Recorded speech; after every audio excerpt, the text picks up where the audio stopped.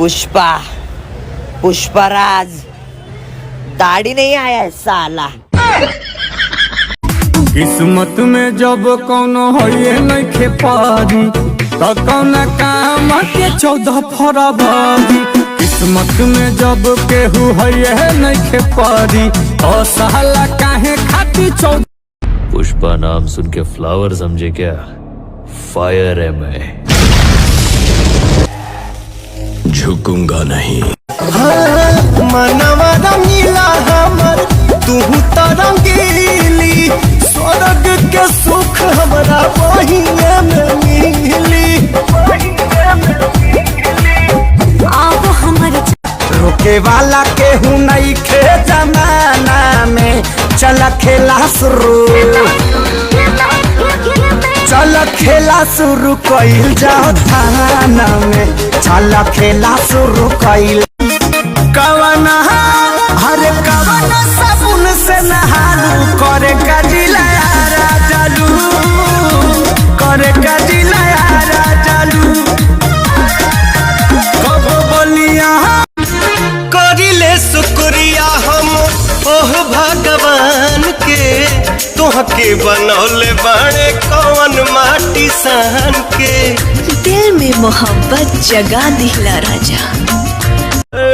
आइल बानी तोहरा गलिया, केने बाड़ू हमार ललिया।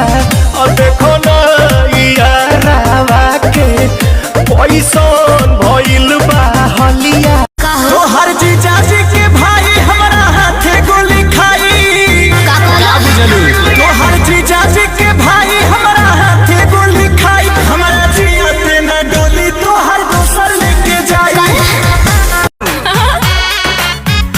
हक साली में हो खेला आधा, तोहर जीजा कुछ करी है न ज्यादा। तोहर जीजाजी के भाई हमरा हाथे गोली खाई, तोहर जीजाजी के भाई हमरा हाथे गोली खाई। हमरा जियते न डोली तोहर दोसर लेके जाई। उमर बा प्यार करे के, डर बा कौने बात के। मिलल बा मौका मकैया में चल हर मुलाकात के।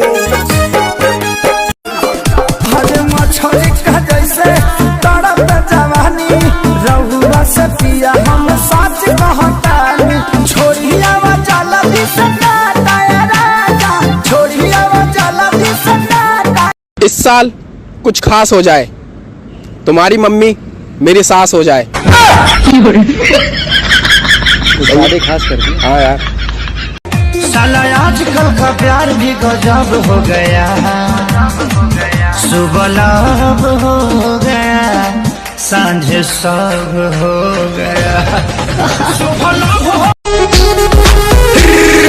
सिकनी कमर है, 17 साल उम्र है, उम्र है, उम्र है।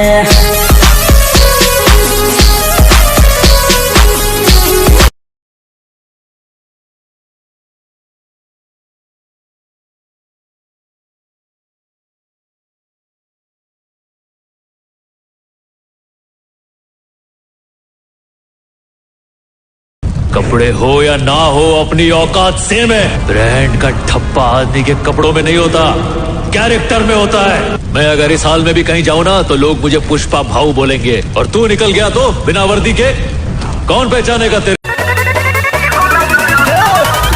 चढ़ल बजवानी के जहर, कुछ खियाई बाकी होला नया सर रानी कटहर। खोजे लुहर दमल महर खैबू का कट। पिया बुझेला ना मोर परेशानी, तू तो बहरा कटती हुई बचानी। पलानी में जवानी रोवता हमरो, पलानी में जवानी रोवता राजा हो पलानी। नासा जवानी के उतरी हो, सब सुख दे हम कबूतरी हो। सोना से